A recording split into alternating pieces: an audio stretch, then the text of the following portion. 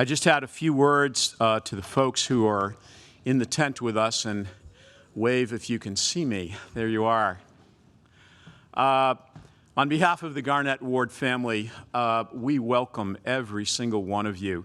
I cannot tell you how much it matters to us that you've come into this gathering, and many of you have traveled a great distance and others are close by, but you've made this effort to be with us as family and friends and colleagues, including the medical team from MGH, and collectively you really span the life and reflect the life of Lorraine across her 67 years, which were remarkable.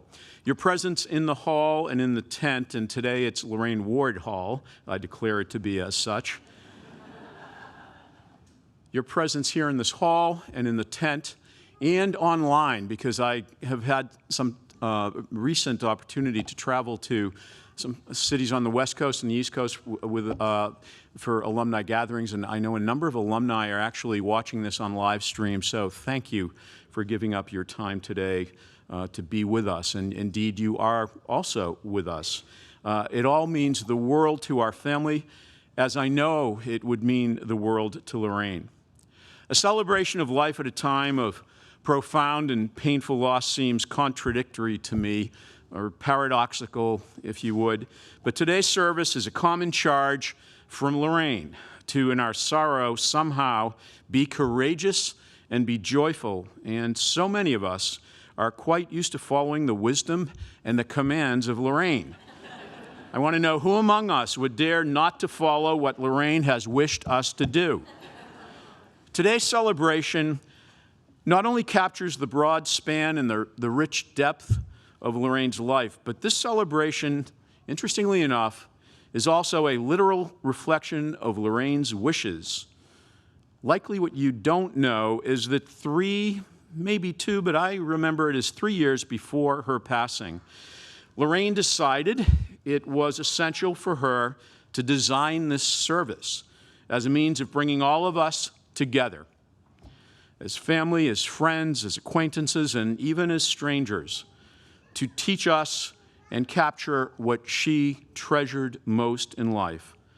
And what Lorraine Garnett Ward treasured most in life, as every single one of you know, was the people in her life.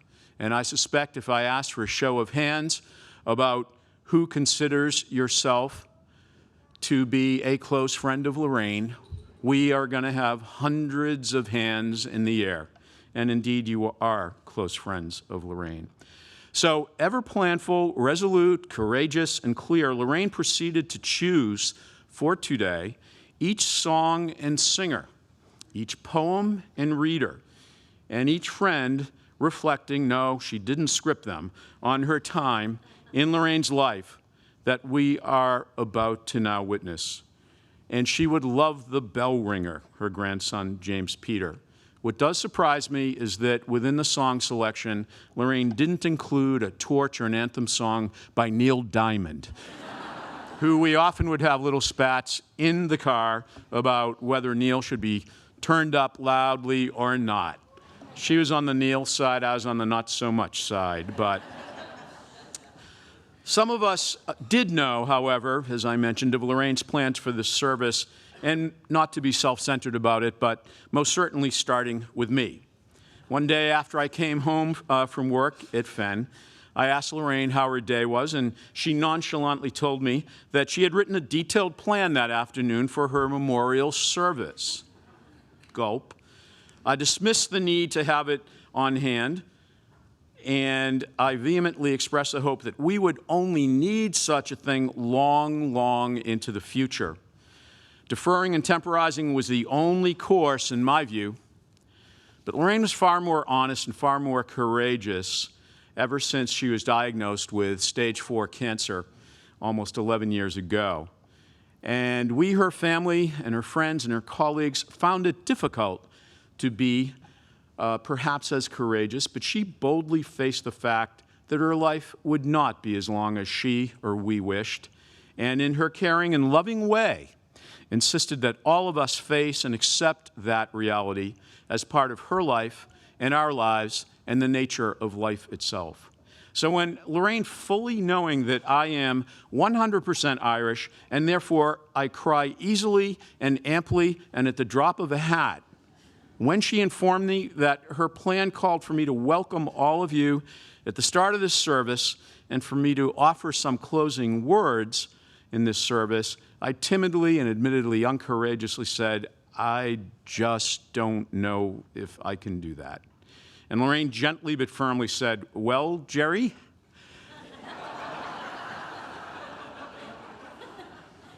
I hope you can, and I hope you will, and I bet you will. So here I am before you to honor Lorraine's wishes, and not so with regret, but admittedly, as you can tell, with some trepidation. And I am joined by all of the contributors to today's service who were conscripted by Lorraine, a little bit like Uncle Sam, I want you. And each of us is indeed a testament to the fact that Lorraine Garnett Ward was very hard to say no to. Lorraine also told me to be brief, imagine that. So no doubt I'm beginning to violate her wishes, which I'm really going to avoid doing. So I want to again begin this afternoon service by thanking each and every one of you, truly, near and far, for being with us this afternoon as we now share, reflect, and celebrate the loving, rich, and inspiring life that Lorraine led and which will remain in our hearts as we continue to lead our lives. We will begin this service as we will end this service with the ringing of the hall bell.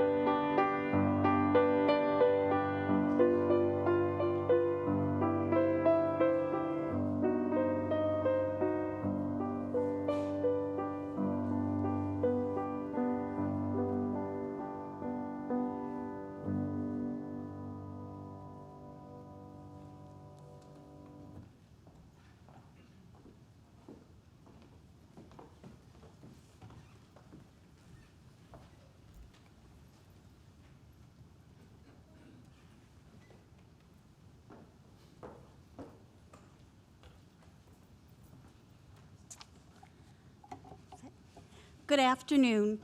For those of you who don't know me, my name is Chris O'Brien Mayette, and I grew up in Wakefield with Lorraine. When she first both began to speak about her celebration of life and said she wanted me to tell stories about our girlhood adventures, I was extremely honored and intimidated. Truly, whenever we got together, it was never just one person telling a story. Adrian, Lorraine, and I always had a detail to add to complete or embellish this story. That being said, Lorraine felt all of us here were connected, and she is right.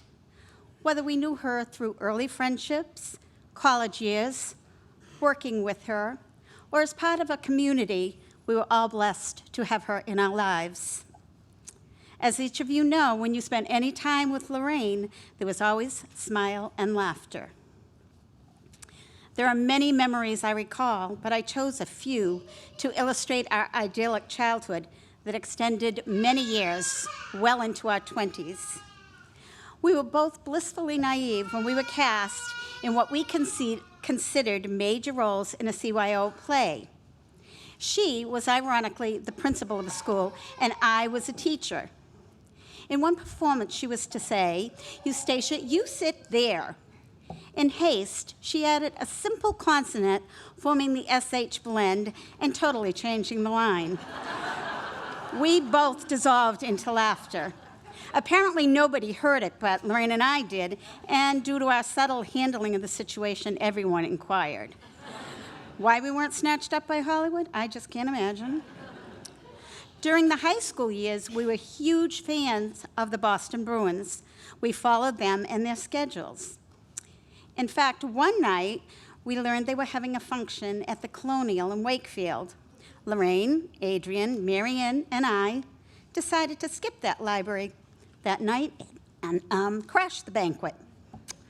Those were different times, and we walked right in and met many of the players.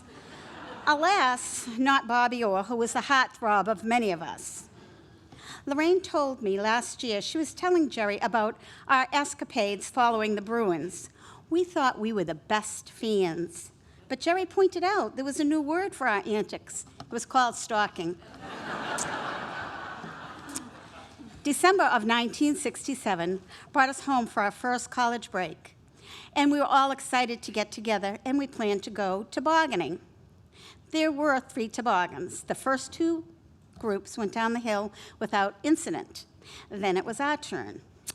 There were 4 of us on that toboggan, and I believe I leaned the wrong way and sent us in a totally different direction. We landed in a brook. Lorraine looked at me and said, "Help, you know I can't swim." I told her to stand up. We were only in about a foot of water. Again, we burst out laughing. That evening was special because no one wanted to go home, so we all returned to my parents' house where we dug up some dry clothes, had hot chocolate, and watched It's a Wonderful Life on TV. You just can't make these things up. We had wonderful times and wonderful memories. Lorraine was like family. She and my father had a running banter involving different characters and various accents. She really did have a flair. Many of our fun times were spent at her house with Julie, Stevie, and John, and of course, Gilda and Tex. I'm pretty sure Stevie and John thought we were slightly crazy, as we were always laughing. On the other hand, Julie always joined in our case of the sillies and shared in our happy times. In recent years, when we were able to get together, it was heartwarming to realize as adults we still shared the same values and priorities. In closing, I want to thank Lorraine's beautiful family for allowing me to share these memories. She told me many times you were her everything. Thank you, Chris, and good afternoon, everyone. My name is Adrienne Landry, and I too am honored to be here at Lorraine's memorial service. It was through Chris that I met Lorraine in our last year at Wakefield High School. We became fast friends, along with Marianne, Gail, Susan, and Sandra. While we spent time together in high school, I remember more vividly visits home during their college years. On weekends, we would crowd into my car and go off to Rockport, the beach, rarely to Boston, but always together when in Wakefield. In 1971, after their college years, Lorraine, Chris, and I moved to Montreal. It was the adventure of my life and one that would change me forever. In the first year, Chris got a teaching job at Wakefield High School and moved back. Lorraine and I moved into a new apartment and stayed in Montreal for 7 more years. In Lorraine, I witnessed a truly happy and satisfied person. I believe she was happy by nature and gifted intellectually. But what made her successful was determination and hard work. It was amazing how much time she would spend on her homework as a student and lesson planning as a teacher. When her parents were visiting one time, Lorraine and I were in the back seat of their car going out for the evening.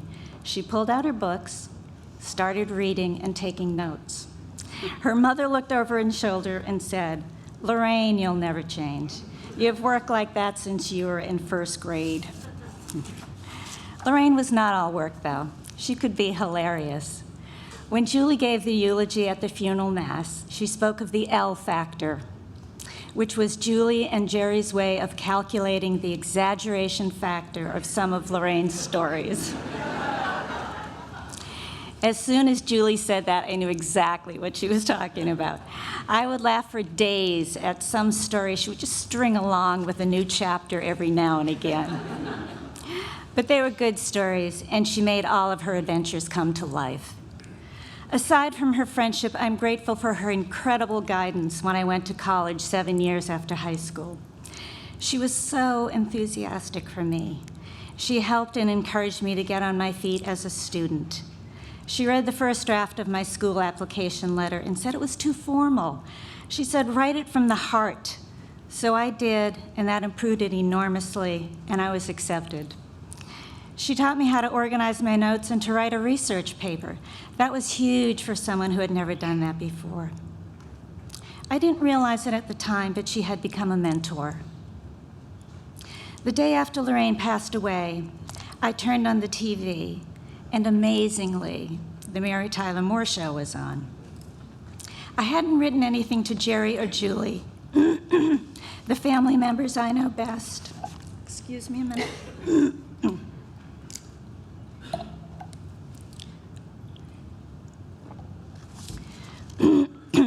But that show brought back a flood of happy memories of our time in Montreal. It was only then I was able to write.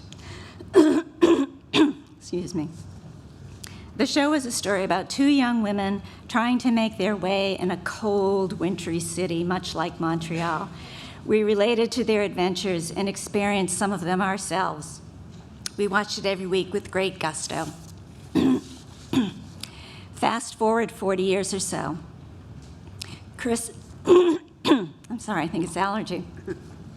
Chris arranged for the 3 of us to get together for lunch in the fall of 2015. We immediately started talking about everything from our families to presidential politics to other important things like how do you load your dishwasher anyway? We had a grand time. Of that day, Lorraine wrote, "It confirmed for me that we knew what we were doing when we picked each other for friends as kids. Our values are so consonant.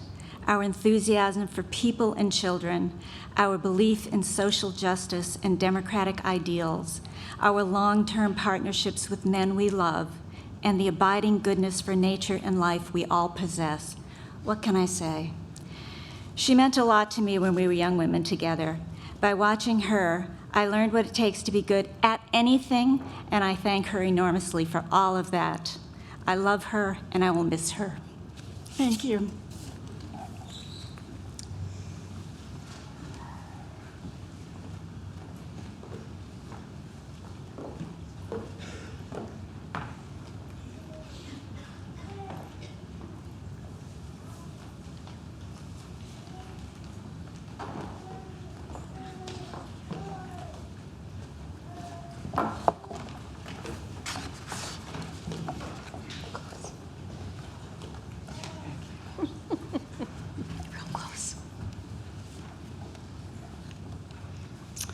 In February, Lorraine sent an email to our tight college friendship group, known as the Magnificent Seven. These are Lorraine's words. I hope that you can come to my memorial service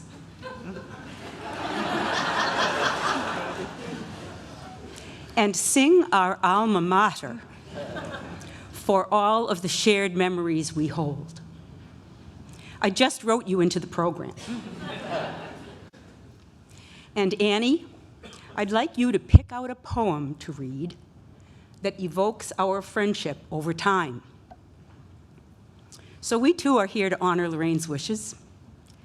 And there is no better way than the way she chose to honor not only our college years, but the 50 years through which we have been friends. This is an excerpt from Walt Whitman's Leaves of Grass, and it celebrates many aspects of friendship. Whitman referred to it as comradeship, and it does reflect 19th century norms, but it speaks equally to me of contemporary female friendships. And anyway, gender barriers never stopped Lorraine. I saw in Louisiana a live oak growing.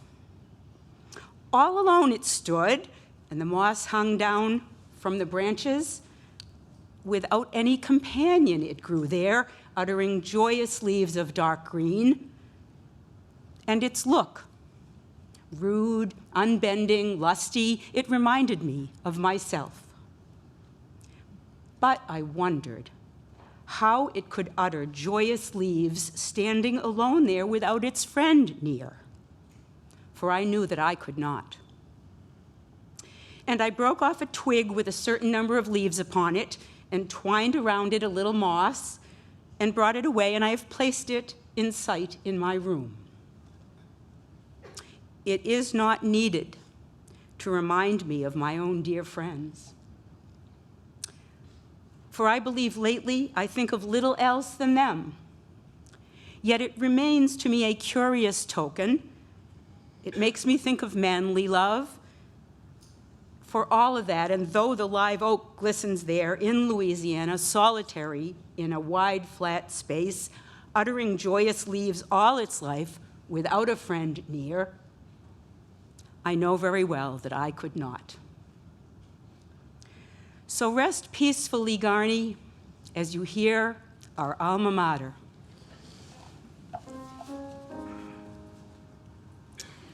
O Mount Holyoke, we pay thee devotion in the fervor of youth that is strong.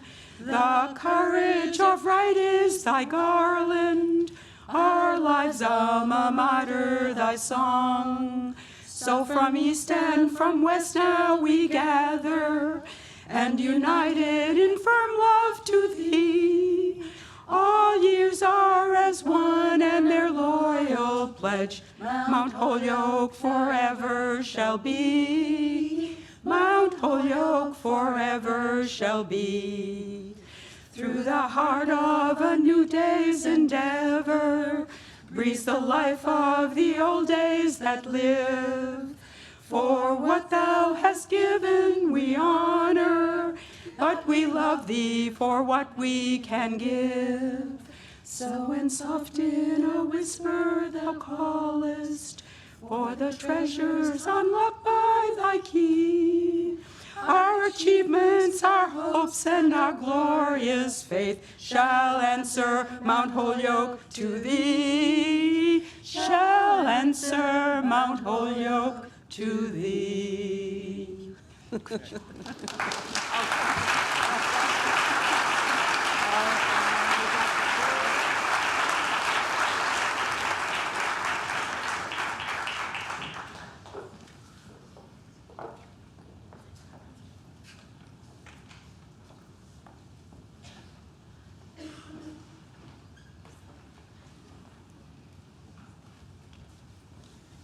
Well, that was lovely, and seriously, Lorraine gave us all of us instructions, and luckily she didn't ask me to sing.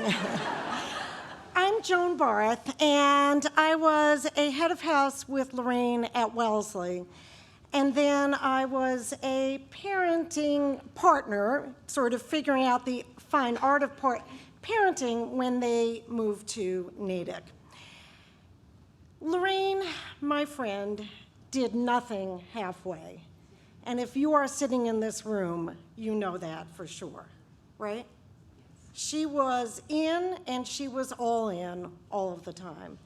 And I learned that very quickly with Lorraine. Now, Jerry said, and everybody has said, that they've received instructions to be here. And I certainly received my instructions. Number one was be brief, and you heard Jerry say, really, thank you. Number two, she said to me, well, hopefully you'll be funny. We will see. And Jerry said that this was not scripted. I object a bit because Lorraine actually told me, out of the almost 40 years of stories that we amassed, she told me the story that I needed to tell. But you know, she was not always the boss of me. So I have to set it up just a little bit. And I met Lorraine and Jerry and beautiful baby John one night, and in about 2.5 minutes, I knew that Lorraine needed to be my friend. I needed her to be my friend. So I used the only tool that I knew at that point, and I set up a play date. I said, Lorraine, Diana has this sandbox. Why don't you and John come over tomorrow to play? And Lorraine, being the gracious, generous soul that she was, said, oh, we'll be there. The next morning, I'm hanging out at the sandbox with Diana, and I look up and, you know, through the darkness of the Munger Hall alley into the light of the quad at BB Hall, Lorraine is marching along in her pretty energetic Lorraine kind of way, carrying this baby, and I thought, oh good, this is good. And then I looked up a little bit more closely. Remember, Lorraine never did anything halfway. And this baby, for a play date, was dressed in white pressed linen. Honest to God. A little linen shortall, polished white shoes, and a little shirt with an Eton collar. And I thought, oh man, I thought I was a good judge of character, but surely I was mistaken. However, Lorraine came over, sort of marched along, and in her very Lorraine way, she plunked John into the sandbox and she said, John, start playing. And he did. And for the next 30 years, I heard her say, John, James, Matthew. But someone needed to do something. The next day, repeat. She comes, this kid is dressed in pressed white linen, and I thought to myself, clearly she has little laundry elves at home, or she is the queen of clean. And as you know, Lorraine was the queen of clean. Fast forward a couple of years, Lorraine and I each had 2 more babies, kind of in lockstep. I had Rachel and Michael, and she had James and Matthew, 2 more beautiful Ward boys. The Wards did move away. They broke my heart, but not too far. They moved to Natick and to Halsey Way, and the overnights began. And Lorraine, when I hit the jackpot, would invite my kids for an overnight. They would be returned to me the next day, bathed, scrubbed in places they did not know existed, nor actually did I as their mother, and the bonus was that their clothing came home washed, bleached, pressed, folded, and nicely carried in a little bag. I had hit the jackpot. I didn't know that Lorraine ran a covert scrub-a-dub for children and that my kids had been enrolled in the premium detailing plan. A few more years passed by, and one day Lorraine, generous soul that she was, said to me, Joan, I have 1 million kids in my backyard. What difference will a few more be? leave your kids, you need an afternoon to yourself. Who was I to argue with that? Left my kids, I arrive at home, my phone is ringing off the hook, no cell phones, no texting then. I rush into the house, I pick up the phone. Lorraine, the leader of young women, the most composed person I know, is crying on the phone. Something about a ball, a bat, blood, and James's head. And Lorraine said, "Get your body back to my house immediately." I rush to the house, and the yard is strewn with kids, and they are silent. Not one child is speaking. They're standing there, they're kicking the dirt, they're kicking the grass, and I look around, I say, "Guys, where's Lorraine? Where's your mom?" No one says anything, they just point to the house. I stumble over James, who is holding his head, blood trickling down, and I walk into the house, and what is the Queen of Clean doing? She is sweeping the floor. And I said to her, I said, "Lorraine, your son is bleeding." I know, he won't go to the doctor, he hates the doctor. And I said, a little reality therapy, I said, "Lorraine, your son is bleeding from his head." And she said, I know, sweep, sweep, sweep, wipe a few counters, he doesn't want to go to the doctor. Well, something needed to be done. I knew James from the day he was born, and I had a pretty good read on him. So I took my purse and I went over and I said, "Honey, there's a really wonderful candy machine at the health plan. Here's $1, have a good time." James says nothing. I said, "Here's 2, here's 3. At $4, James kind of spreads his fingers apart and mutters to me, "That's not enough."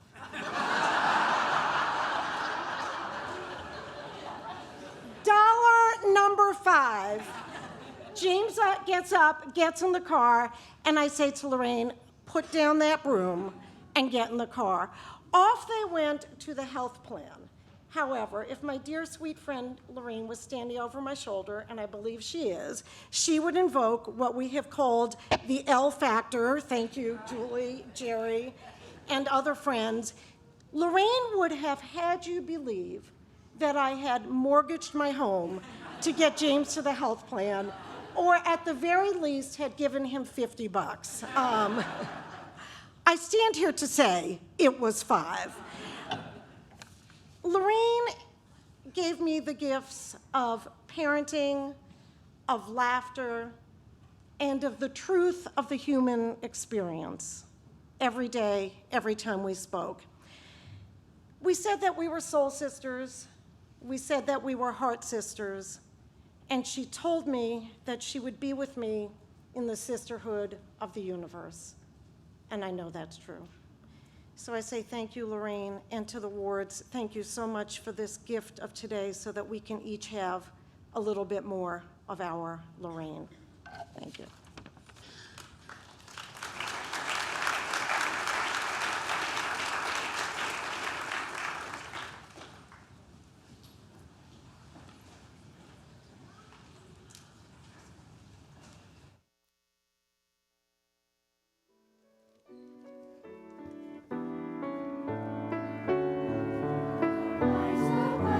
Calling from glen to glen and down the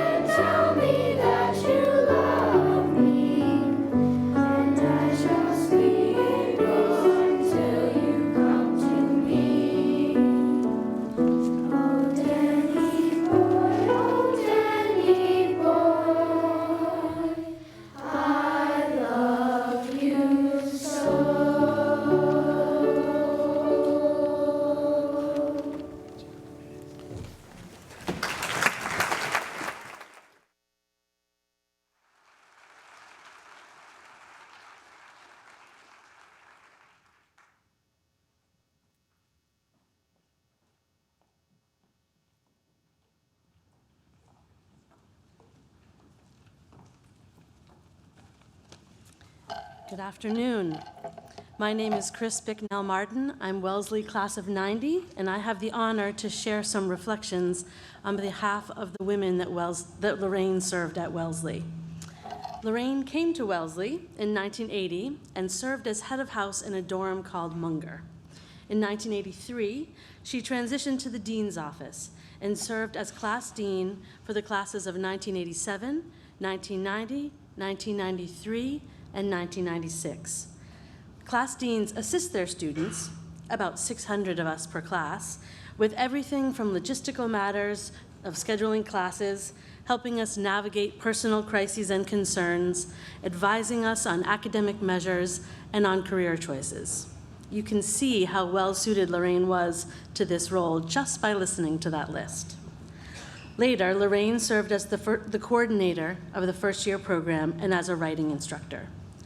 As a graduate of Mount Holyoke College, Lorraine understood the power and purpose of a women's college, and she got us in a way that only fellow travelers in a single-sex education can. She was an intellectual, a terrific writer, and someone who could meet us where we were on a personal and academic level. As I grow older, I realize how specific the entitled outrage of a college student is. And at Wellesley, we, I'm sure, brought that to a new level. I expect there were many days when Lorraine came home to Jerry, shaking her head, but she never made us feel small or less than. She challenged, asked probing questions, tried to learn where our hearts were, and pushed us to grow. I was the student speaker at my rather famous commencement, and my speech challenged thinking on race and privilege. As a young, passionate Wellesley woman, I had firm ideas about what I wanted to say. Lorraine, thank goodness, found a way to help me polish my speech into something I was proud of and something that was appropriate for the venue and the audience. Lorraine was fiercely loyal to her Wellesley daughters. When our class of 90 was in the media spotlight and received much negative attention, she went out of her way to remind us that we had a right to our conversation and to our opinions. She knew we could handle ourselves, and she told us so. So much self-confidence in one's early years is strengthened by the people who look at you and say, yes, you can, when your internal voices are not so sure. Lorraine understood that the benefit of a single-sex education was not the lack of something, but rather the creation of a sacred space where becoming on your own terms was your main job. I know she valued that for the Fenn boys, too. While Lorraine did not leave Wellesley as she wanted, she did not compromise who she was in her leaving, and that mattered deeply to her and to all who loved her. She was widely respected among her colleagues and was seen as some of the glue that held things together. She's lost a number of those colleagues and some of her Mount Holyoke classmates to the same cancer that claimed her. I like to imagine they are together now, laughing, hugging, crying, and catching up in the wonderful way of female friends. When Lorraine and Jerry came to our 25th reunion in 2015, my classmates were overjoyed.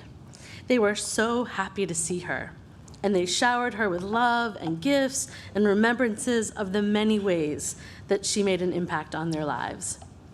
I was grateful to learn that coming to be with us that weekend healed some hard feelings and reminded her of the lasting importance of her work at Wellesley. In a letter to us for our reunion book, Lorraine said, quote, "I don't doubt for a moment that each of you, armed with your Wellesley education and your deeply held convictions, has made your mark on others who need you, on institutions that you have loved, and on the way women do things in the world." End quote. For me personally, Lorraine was my dean, my other mother, and my friend. Smart, fierce, loving, kind, and curious. Excuse me. She was there when I needed guidance in college about being married, about being a mother, about being myself. We had our Italian heritage, our birthday month, and our feistiness in common.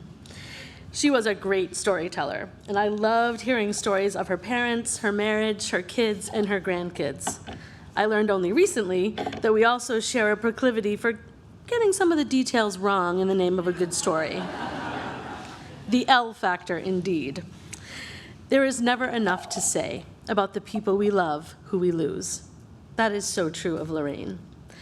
But one of my favorite quotes from Raina Maria Rilke's Letters to a Young Poet captures what she brought to being a dean at Wellesley, and probably to all aspects of her life as a leader of young people.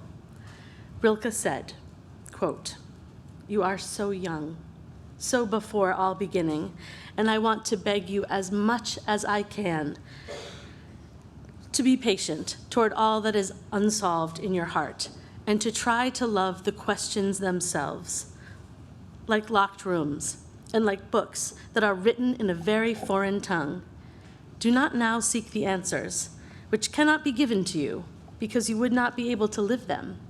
The point is to live everything. Live the questions now. Perhaps you will then gradually, without noticing it, live along some distant day into the answer." End quote. Lorraine, your Wellesley daughters everywhere will carry your heart, your optimism, and your love with us as we live the questions now. Thank you. Sweetheart.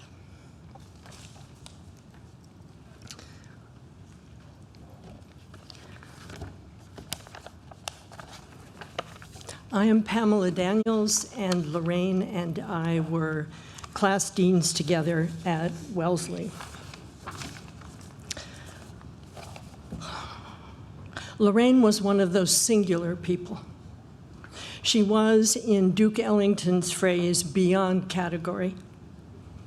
During the 20 years that Lorraine and I overlapped in the class dean's office at Wellesley, she came to occupy for me a particular pedestal. She was and is the most eloquent, the most naturally and prodigiously articulate woman I have ever known. It was as if the text "in the beginning was the Word" was inscribed in her DNA. I first met Lorraine in the spring of 1983 when she interviewed to be a class dean at Wellesley. She brought into the room that combination of earthiness and radiance, so familiar to all of us.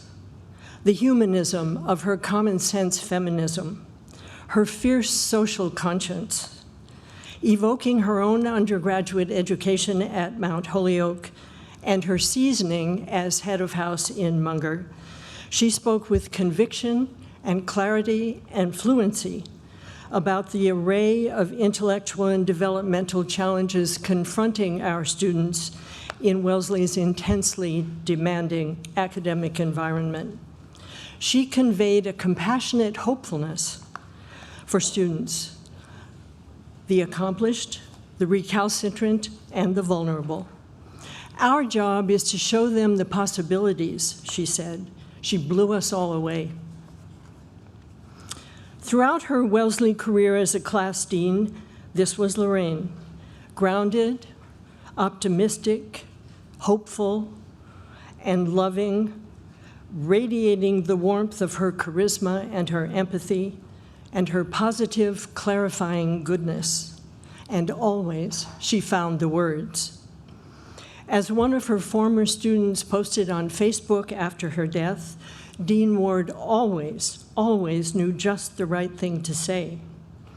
Indeed, when she was a girl, Lorraine's family imagined she might be a talk show host. How fortunate for us that she chose another path, for she was a born teacher. Whether defending the value and usefulness of a liberal arts education to a student wondering just what she was doing at a place like Wellesley, or counseling, consoling, advocating for a student struggling academically or with baggage from home, or collaboratively brainstorming on an innovative first-year experience initiative, arguing a tough case in academic review board, or making a policy point in academic council. shaping the moral imagination of first-year students in her Writing 125 course on spirituality, or speaking truth to power in a fraught moment of institutional crisis. Lorraine brilliantly, persuasively used her words. She expanded our vision, and she helped us all to see the possibilities. For Lorraine, every moment was a teachable moment. She knew the transformative power of words. A consummate storyteller, as we all know, she could and did create parables out of the everyday. A Concord farmer's mailbox with the inscription "Put down roots" inspired a letter to her class on the importance of place and the meaning of community. A dean's winter session excursion to see Little Women became an impromptu letter to another class about sisterhood in what she called this perfect community of women. A meditation on family and intimacy, service, ambition, creativity. By text and by example, Lorraine was instructing the young women in her care in the power of agency and choice, in her words, helping them to claim an identity of competence and independence. Finally, and unforgettably, there are Lorraine's senior breakfast talks to her Wellesley classes at graduation time. Each one was a miniature masterpiece, a gem of rhetoric, exhortation, inspiration, and love. "If I could sing to you," she said in her very personal autobiographic breakfast talk to the class of 1993, "it would be a song of gratitude for our time here together." She did sing to us down the years, calling upon any of us within earshot to meet her on the high moral ground she occupied, to be our best selves. My song of gratitude today is for the great gift of Lorraine's gallant, generative presence, for she was so much more than words. She radiated the soft power of emotional intelligence. She was confidence and courage and gravitas and joie de vivre, an indomitable force for good in the world, and a luminous spiritual presence. With so many of you, I will miss that presence and cherish the beauty of her compassionate soul for the rest of my life.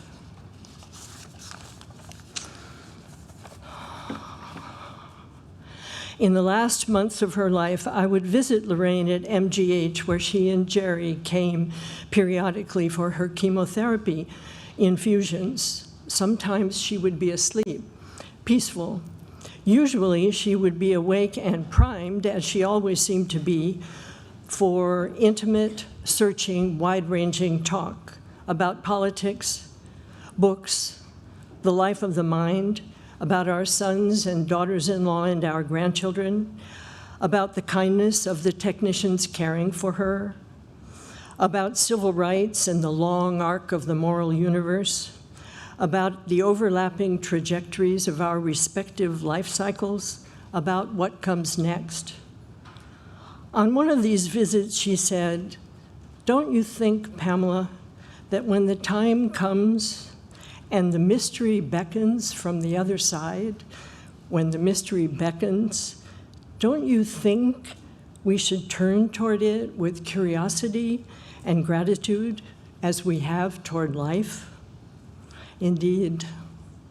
And there you go, Lorraine, there you are, eloquently leading the way, as you always have. Godspeed.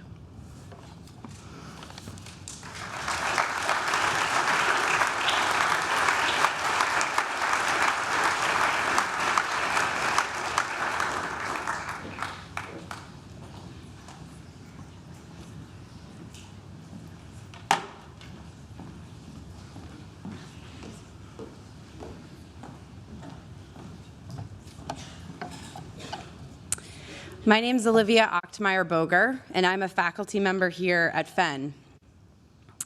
Lorraine said to me, "8th grade boys can be very ornery and hard to teach. Their hormones are just going crazy. But the feeling of success is so much sweeter when you're dealing with a rough group. These were, in fact, her last words to me before I stepped into my first day of teaching as her intern with this master teacher. For years, I had heard praises about Lorraine from my older brother, Rob Ochtmeyer. Rob was a Fenn boy, and in the 9th grade, when the awards came to Fenn, he went on to be her first teaching apprentice when he came onto the faculty after he graduated from college. Oh, how Rob and his classmates loved Mrs. Ward. But there I was, terrified that this woman had convinced me to teach what I could only imagine to be growling beasts with uncontrollable facial hair, bad hair, and skin, clawing at each other and torturing me through 40 minutes of an unproductive lesson plan because they were angry at life. I was 22. This was my first job. Of course, I had totally misunderstood Lorraine, or rather underestimated her. Regardless of whether or not the boys in the 8th grade at Fenn are ornery, Lorraine always had their attention and devotion and consistently tamed them into lovable, harmless little beasts. Lorraine was simply telling it to me straight. She did not mince words. And she truly loved those little beasts from the moment they became her pupils. From the beginning, I was in awe of this woman. Even her perfectly arranged, not a pencil out of place, everything at a perfect 90-degree angle classroom was awe-inspiring. She was a magician with these Fenn boys, and I was beginning the first and what ended up being the most influential year in education I've ever had. Witnessed in those first moments as her intern in 2004, and continuing through the time she spent in her last months at Fenn mentoring the 9th grade for their senior reflections, here's what I and my colleagues have come to know about her as an educator. She created a magic with her students because of the respect she immediately bestowed upon each boy who entered her room and her life. While the students came in as 14-year-old boys, they were instantaneously treated as independent young men who were expected to internalize and embrace the school motto of sua sponte. Mrs. Ward carefully constructed a unique bond with each boy by finding their area of strength and then built confidence in each boy by reminding them of their potential on an ongoing basis. In order for this kind of careful construction to exist, Mrs. Ward had to know and love her students, and it seems as if she did before they even stepped into her classroom. In return, the boys wanted to do well for Mrs. Ward. They inherently decided to know more about themselves through her eyes and wanted to prove to themselves and to her that they could be excellent. She adored the Fenn boys, so much that she started a pen-to-paper class where they literally came into her home on Friday afternoons to talk about and write poetry, but more importantly, to eat junk food and talk with Mrs. Ward about their life. I've never seen a bigger smile on her face than when she was putting soda and chips in her kitchen before the 9th graders came over to her house. Her students have been known to carry their favorite novel with them, secretly revealing their treasured text to Mrs. Ward on the day of their graduation to illustrate the love that she inspired in them about learning and literature. Ideas were not guarded for Mrs. Ward. Emotions were not checked at the door. She put everything on the table, and her students followed suit. Mrs. Ward wanted her boys to be a brotherhood of learners. Yet, she couldn't help it if she jumped in and did the emoting and discovering with them. There was one day when we were teaching the boys the scene in All Quiet on the Western Front, where Paul has to confront his mother's mortality, knowing that she would die before he returned back from war. I had lost my own mother 2 years earlier to breast cancer. During this class, Lorraine and I locked eyes, giving each other knowing glances, an understanding that we should go there with the boys because this was the personal, teachable moment that she so expertly created and then let play out. So we went there. And if you had walked by the class that day, you would have seen a master teacher, her intern, and a room of 14-year-old boys in tears. And that was okay. More importantly, you would hear later that most students never forgot that moment. She knew that the boys in her classroom were capable of doing the work that usually does not get attributed to their gender. And she gave of herself and taught me to do the same so that the boys trusted her with those emotions. That was and will always be Mrs. Ward for her boys, her students, her school. For me, Lorraine was, of course, an obvious mother figure. We met at a moment in my life when I was in desperate need of one, and she had 3 sons.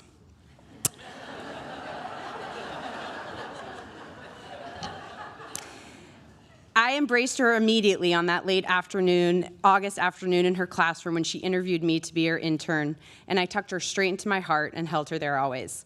She was my teacher and my mother in so many ways, almost simultaneously. Of course, this makes sense. for to teach is to fill one's heart and soul with a lifetime of students. It's intrinsically tied to mothering, and it is therefore no surprise that her lifetime of work includes hundreds of men and women embracing her as their own. Lorraine was my person. Poor Jerry was nearly knocked over a dozen times because of this bond. Lorraine moved fast. I move exceptionally fast. I would barrel into their home many a morning looking for Lorraine, and poor Jerry would just be trying to get out the door to go to work.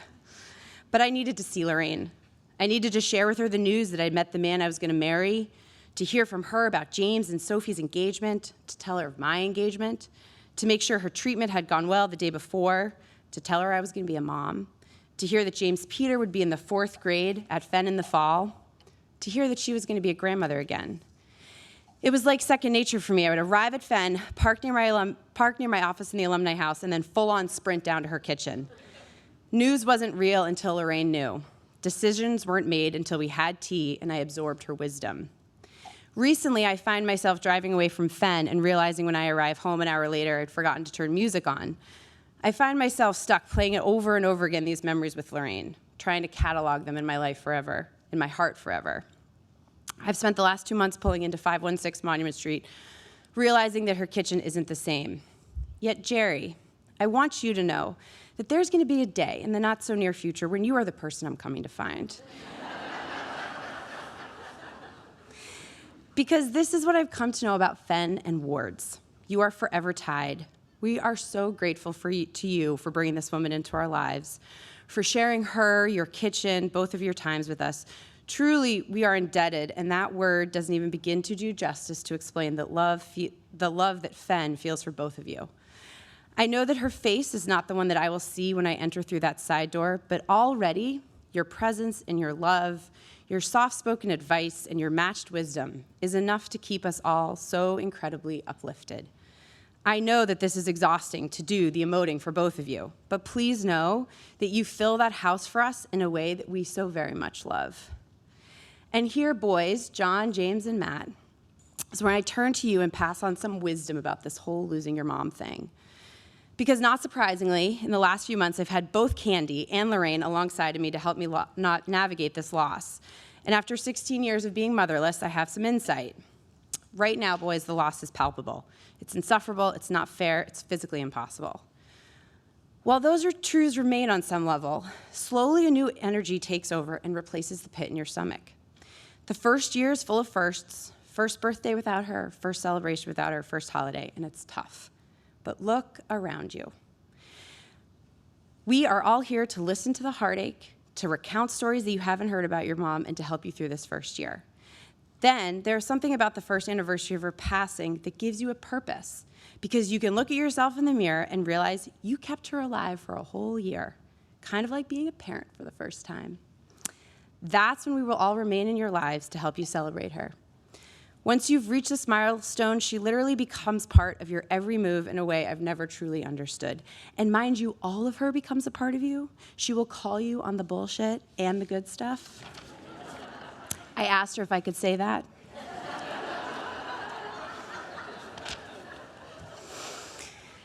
But there she is, embedded in your choices, in your children's mannerisms, in the way it becomes spring in New England, in the song that you remembered her singing along to. And there she lives on.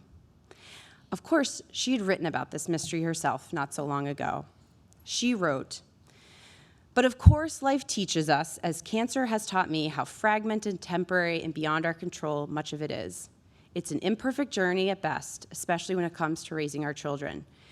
It also, however, gives us glimpses into the transcendence that seems lurking behind much of what we do, when we love freely and deeply and do good work, making it possible to claim for ourselves moments of pure joy.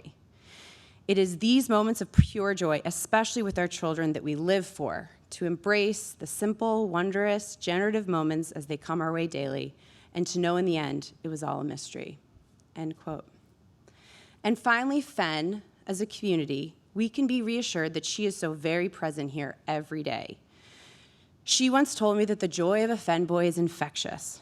Well, it only takes one 5-minute walk through a Fenn recess to see Lorraine live on. The explosion of joy and of Fenn boyness is apparent everywhere you turn, out on the fields, watching boys hold on to Fenn as their home, hold on to each of us as a kind of mother-type figure for them during these transformative years. Even the ornery ones are infectious, and they are ours to embrace, and we will for generations to come. Alumni, when you are in search of this force of nature, of Mrs. Ward, turn inward and find that Fenn joy, and you will have found her.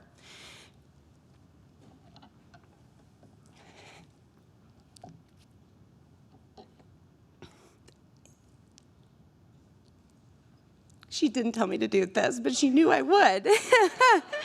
And Lorraine, know that we will always embrace these boys as our own, like you have taught us, for your spirit has become a part of all of us in a way that we are so forever grateful for.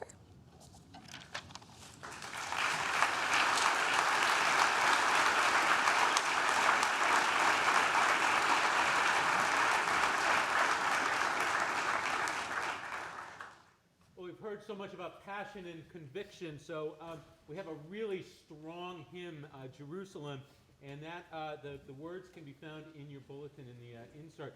Let's stand and sing loudly so that Lorraine can hear us.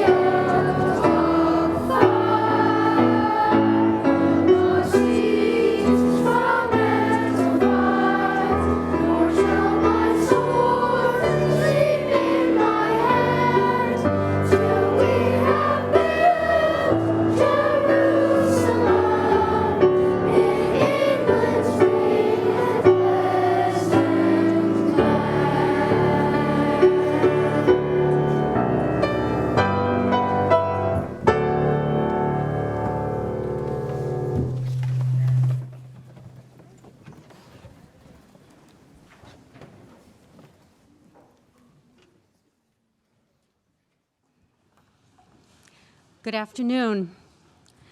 My name is Margaret Skelly, and I met Lorraine for the first time 5 years ago now when my son, William, now an 8th grader here, entered the 4th grade.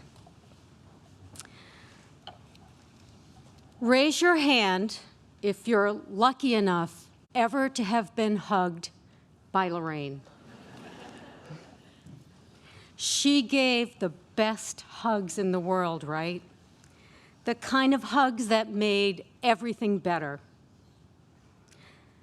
Lorraine and I met for tea several times a month, and at her kitchen table, we talked about everything: books, movies, politics, kids, and cancer. And she punctuated each visit with a hug. I wrote this poem for Lorraine after tea one day last spring. She had just met her new grandson, MJ, for the first time, and we marveled at the wonders of life, new and old, and the circle of life. It is my honor to read this poem to celebrate Lorraine, who gave the best hugs ever. Surprises for Lorraine Ward. Some spread light upon our face, studying a new baby, the pout of great-grandmother's lips, great-grandfather's cleft, the familiar popping through like recycled art.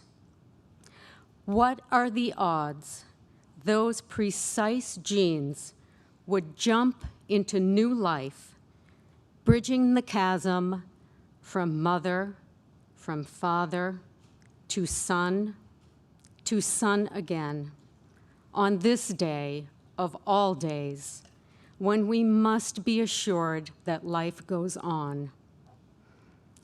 It's enough to bring God to our lips in puzzling wonder. Some warm us to our marrow, toasting our faces in unseasonable winter sunshine, toasting our children's successes, worshiping the possibility of lilac buds. They are there again. I saw them today. Some numb us into disbelief, the punch of cancer, again and again, knowing it is cancer that binds us, riding the seesaw that bounces up with gratitude for you and crashes into sorrow for our wild ride together, yearning to ask why, knowing not to bother with that. We are on the precipice, you said. We are Robert Redford and Paul Newman, Butch Cassidy and Sundance, teetering on the edge of tomorrow, readying for the fall, whether or not we can swim, holding hands as we try. Thank you.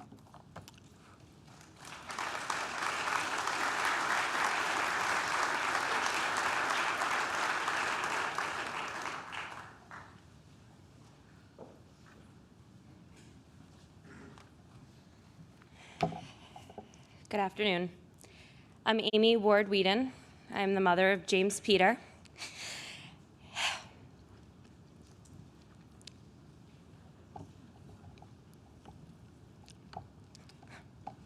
I'd kill you, Lorraine, if you weren't dead. Or JP, as most of his Fenn friends and teachers know him. Before Lorraine passed, she asked me if I'd be part of this program, which you've all learned wasn't really a question. It was more of an order. I'm honored to be here today and with all of you, and also to have been part of Lorraine's life. She was a mentor, a friend, and in many ways a mother to me. But more importantly, she was the best Nana anyone could have ever asked for their child. The sweet devotion that Lorraine and James Peter shared for one another, from the beginning of his life till the very end of hers, was like no other. We are both blessed to have been loved so dearly by Lorraine. And man, do we miss you. Clean clothes and all. In memory of Lorraine, and in honor of her wishes, I'll be reading a poem by one of her favorite poets, Mary Oliver. This poem to me is about not having all the answers and being okay with that. An important message for all of us at a time like this. I happen to be standing. I don't know where prayers go or what they do. Do cats pray while they sleep, half asleep in the sun? Does the possum pray as it crosses the street? The sunflowers, the old black oak, growing older every year. I know I can walk through the world, along the shore or under the trees, with my mind filled with these things of little importance and full self-attendance. A condition I can't really call being alive. Is a prayer a gift or a petition, or does it matter? The sunflowers blaze, maybe that's their way. Maybe the cats are sound asleep, maybe not. While I was thinking this, I happened to be standing just outside my door with my notebook open, which is the way I begin every morning. Then a wren in the privet began to sing. He was positively drenched in enthusiasm. I don't know why. And yet, why not? I wouldn't persuade you from whatever you believe or whatever you don't. That's your business. But I thought of the wren singing. What could this be if it isn't a prayer? So I just listened, my pen in the air.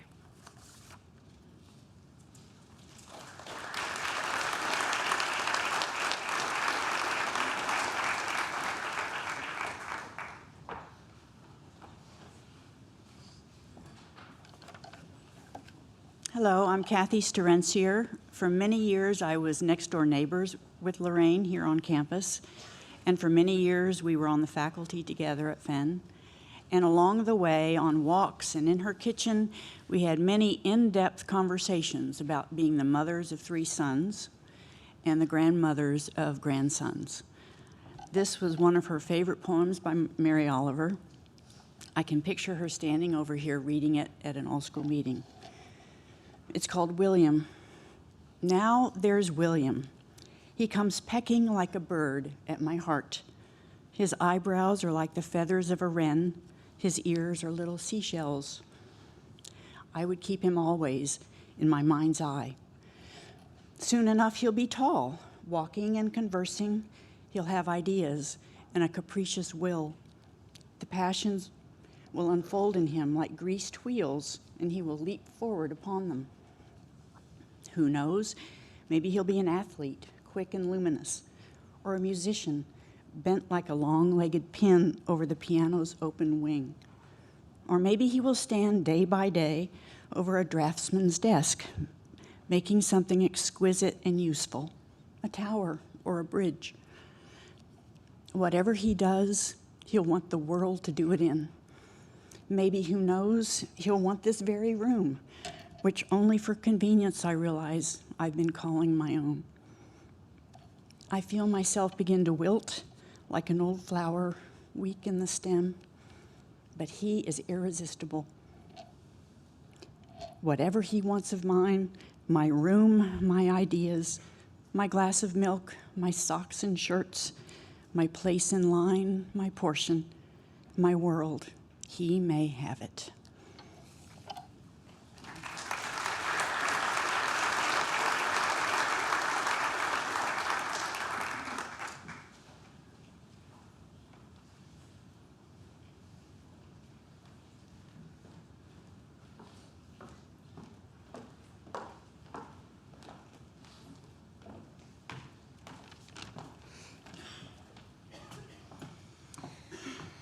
We are Lorraine's daughters-in-law, and we will be reading a poem Lorraine chose to honor the very devoted marriage she and Jerry shared.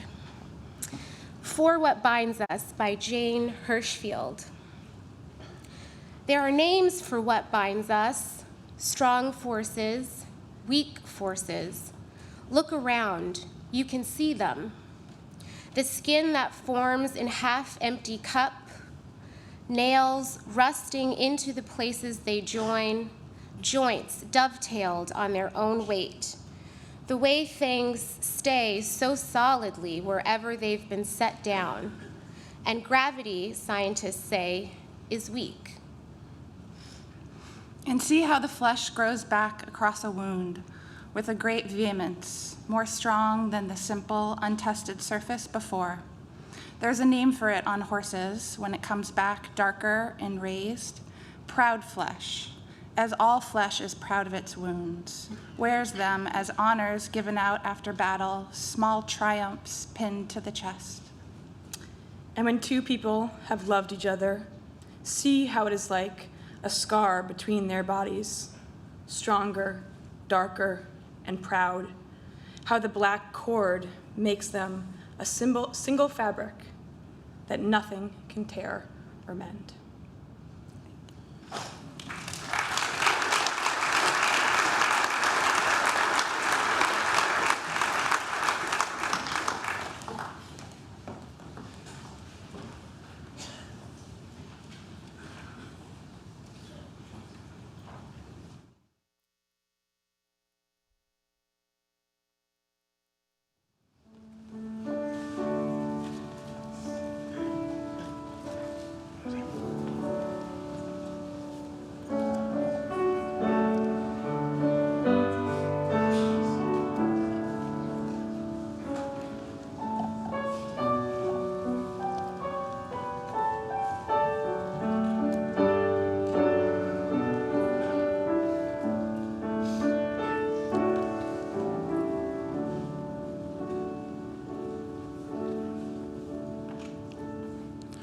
When I am down and oh my soul so weary, when troubles come and my heart burdened be, then I am still and wait here in this silence until you come and sit a while with me.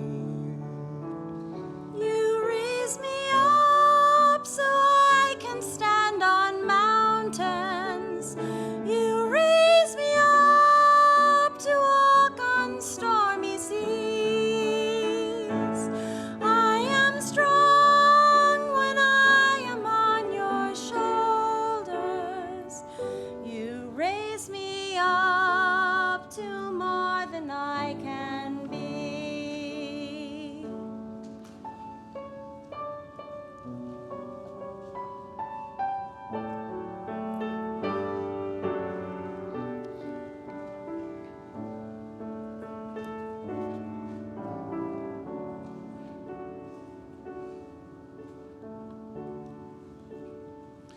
There is no life without its hunger.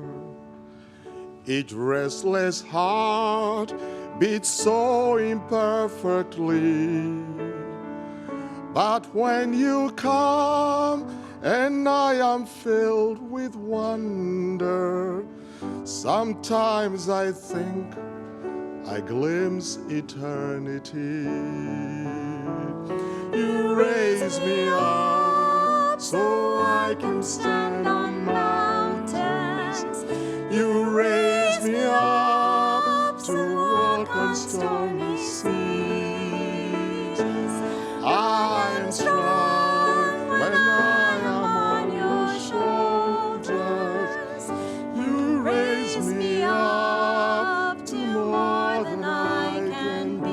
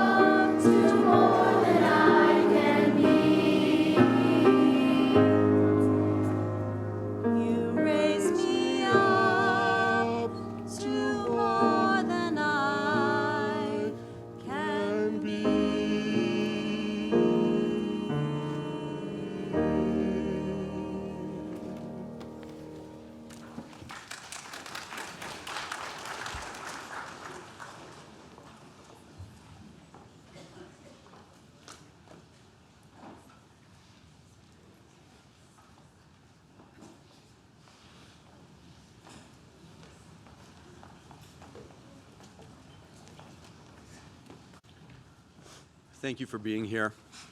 My name is John. I'm Lorraine's eldest son. I'm James. I'm the middle. And I'm Matt, her youngest. So clearly we shared our mom with a lot of other people. Really. But as we all know, Lorraine had enough love for all of us. That was always clear. And so as we close today, we simply wanted to share some of her observations and most sage advice to us as her sons. But many of these instructions you two may recognize. The first one being you surely will recognize, and that is when someone looks like they might just need advice, give it to them.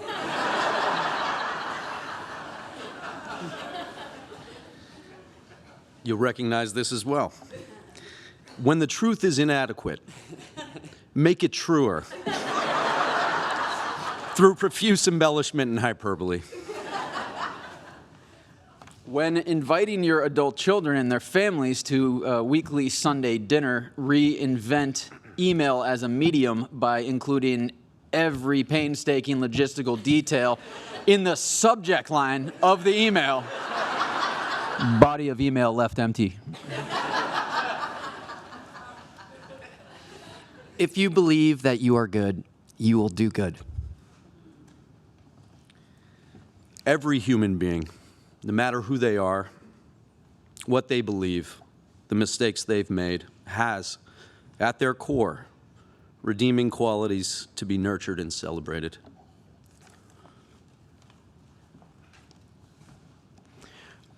Always know that you can love anyone.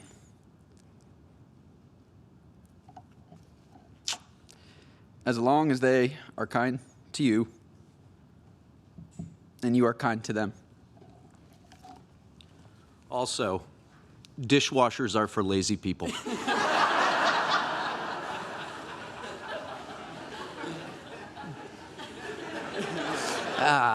Life is far too short to not see the humor in everything. Even if your sons nearly burn your house down. In your dining room, incinerating G.I. Joes as fifth graders. One's children are to be loved and supported. One's grandchildren are to be cosseted with near messianic reverence.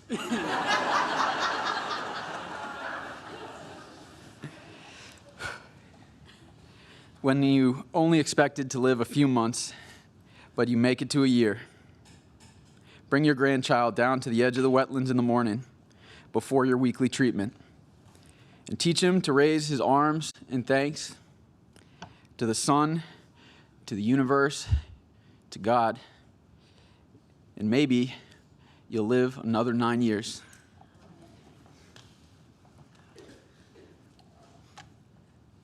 The best way to make your daughters-in-law feel welcome in your home is to launder their underwear without permission.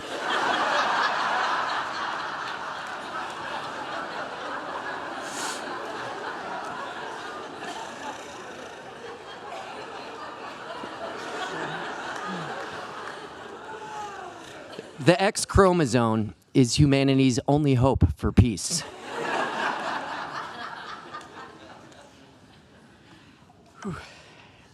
So when you're thinking twice about getting on that plane to go explore the frontier, whatever that frontier is, you get on. You can always come home, honey.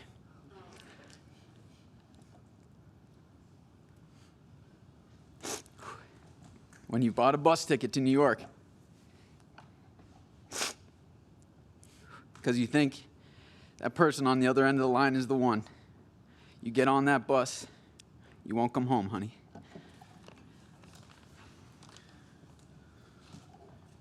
Fear is no excuse for cowardice. Keep an open mind, keep an open heart, keep an open door. And finally, if there's one piece of advice that Lorraine really wanted us to take to heart, it's that we should be like our father, Jerry, because he's the best man that she ever knew.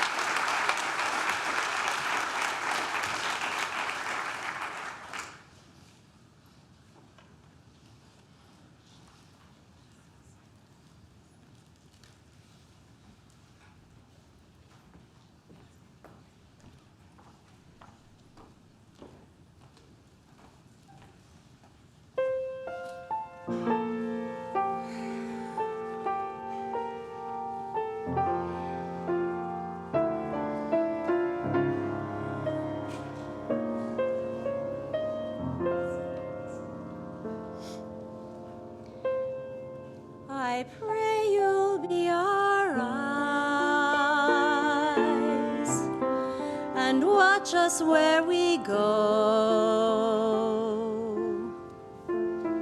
and help us to be wise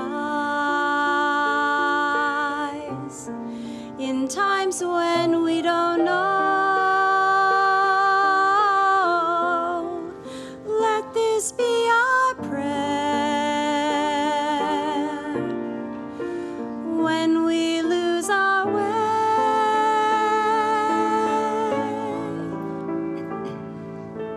Lead us to a place, guide us with your grace.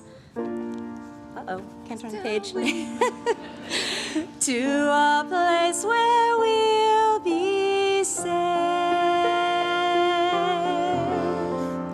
La luce che tu dai, I pray we'll find your light nel cuore resterà, and hold it in our heart. a ricordarci che When stars go out each night, l'eterna stella sei. oh, Nella mia preghiera, let this be our prayer. quando fede When shadows fill our whole day, lead us to a place, guide us with your grace. Give us faith so we'll be safe. Sogniamo un mondo senza più violenza, un mondo di giustizia, di speranza. Ognuno dia la mano al suo vicino, simbolo di pace, di fraternità. La forza che ci dà, we ask that life be kind il desiderio che watch us from above. ognuno trovi amore. We hope each soul will find Intorno e dentro sé. another soul to love. Let this be our prayer. Let this be our prayer. Just like every child. Just like every child Needs to find a place. Guide us with your grace. Give us faith so we'll be safe. È la fede che hai acceso in noi. Sento che ci salverà.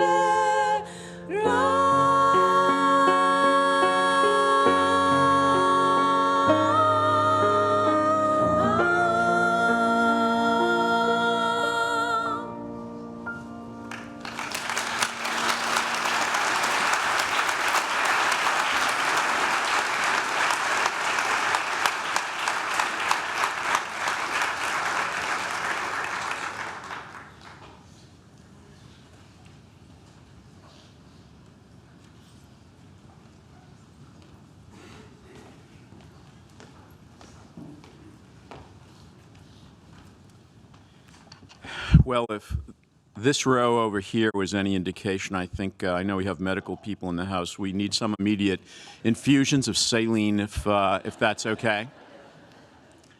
Shed a lot of tears, and while we were shedding tears, the sun came out. You can see it reflected on the floor here. I just want to offer my deepest, heartfelt thanks to all involved in this celebration of life this afternoon. Our singers, our beautiful singers, Fenn boys and faculty, and all of you, our inspired readers of the selected poems, and of course, those who offered their reflections on Lorraine and the chapters of her life and who she was. You captured her. And for sure, our dedicated and courageous ringer, of the Ward Hall bell, who with a little assistance back there, not yet, Peter, James Peter, but he's got his hands ready to go. His Nana would be so proud.